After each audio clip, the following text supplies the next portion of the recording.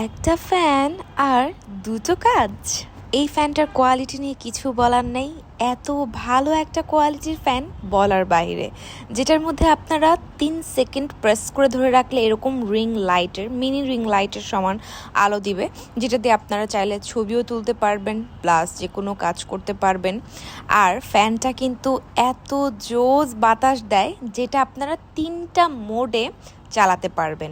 মানে 3টা মোডে আপনারা বাতাসকে কন্ট্রোল করে ইউজ করতে পারবেন, কম বেশি একদম বেশি, এরকম 3টা মোড আপনারা পাবেন। তো প্রথমে দেখিয়ে দিচ্ছি ফ্যানের সাথে আপনারা কি কি পাবেন।